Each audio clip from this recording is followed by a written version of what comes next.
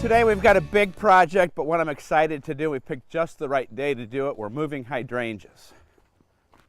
So the number one question I get is, why doesn't my hydrangea bloom? And it's usually one of two things. It's either improper pruning. We never cut down a hydrangea called Hydrangea macrophylla. That's the mop head, most common hydrangea. If we cut that down, we're losing next year's blooms by cutting off the buds, or it's bud freeze. Now I've got a problem with improper pruning. I'm not doing it, the deer are. So I'm moving all my hydrangeas from out here into a safe haven. So after a 3-day monsoon, we've got a nice gray day, which is the perfect day to move things. And whenever we're moving anything, we actually dig the planting hole first, so that when we take that hydrangea out, it won't be out for that long, go right into the hole, and that's our next job. So we actually have a little misty rain coming down. It wasn't supposed to rain today, just gray, but hey, we'll take it. It's a perfect weather for moving plants. You wouldn't want to do it out in the hot sun. Now, one of the questions is, how do you know how big the planting hole is going to be? Well, we're just going to guess. We're going to get some kind of hole here. We're going to improve it with some compost, then we're going to go over and take these hydrangeas out one at a time. It's been driving me nuts out there. I try to keep them protected, spraying it with Bob-X, but you know, during the winter, usually I'll forget for like 3 weeks, and all of a sudden all my buds are gone. So growing in here, and this is a good place, right in this corner here, get some morning sun, afternoon shade, which hydrangeas love, is the perfect place for them. We've got some rocky soil here, I know, because I've worked in here before, so we'll just get through it the best we can.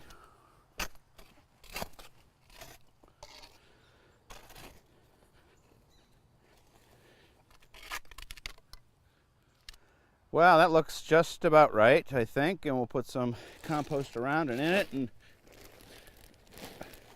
then we'll go dig out our plant.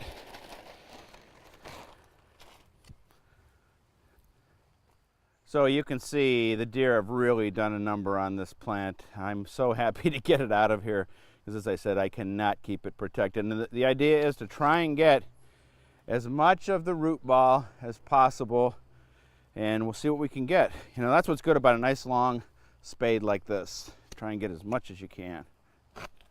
And I'm going to go all the way around, and this looks promising right now. Yeah, you can see that's coming out already.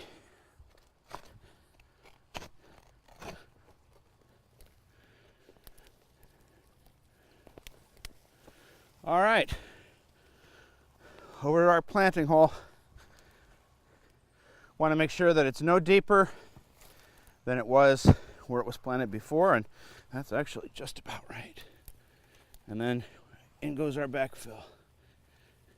And even though it's raining, we're going to put some water on this to make sure that it gets started and established the right way. And we'll have to keep watering until the ground freezes if we don't get rain. All right, got 4 more holes to dig and plants to move. This will also take care of any air pockets that might be in there. And as I said, it'll get things started off the right way. And I'm going to have to wait 2 years for blooms. But once it starts, it'll be worth it.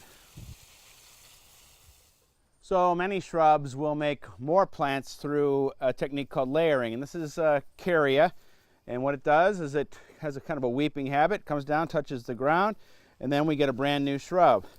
And I'm going to put the right plant in the right place. This is the right plant in the right place, but that hydrangea was not, because the deer are after it. The deer don't like the Caria. I've got this nice little shrub here, which was layered from the mother plant. I'm going to dig this out and put it right where that hydrangea was. That planting hole is already dug. So we're just going to separate it from the mother plant and get as much of the root ball as we can. All right, we'll put both little things in here. This dirt looked pretty good, actually. And goes our backfill. We'll do the same thing, though. This plant's going to need water, and it's going to need water all the way till the end of the season. This is the perfect time of the year for doing this transplanting, because the temperatures, the day length, are all conducive to root growth as opposed to top growth. We don't want this plant, like if we were to move this in the spring, it would have to put on root growth, top growth, and then flowers. In this case, it's just going to work on the roots and get established. I am going to water this in, and then we're going to finish up. One thing I have been able to bring back are my hostas by religiously spraying my Bob-X 3 days of rain, it's going to rinse off. It sticks pretty good, but as I said, with a monsoon like that, and I'm just hanging it right here, leaving it right here in the garden, so I remember to spray, and look, they look pretty good. Now, check me out online. That's where you can find lots of other garden information, garden blog posts, and videos, and join my Seed of the Month Club, too. I'd love to have you as a member. Until next week, I've got a lot of plants that need to be moved around. We'll see you next week.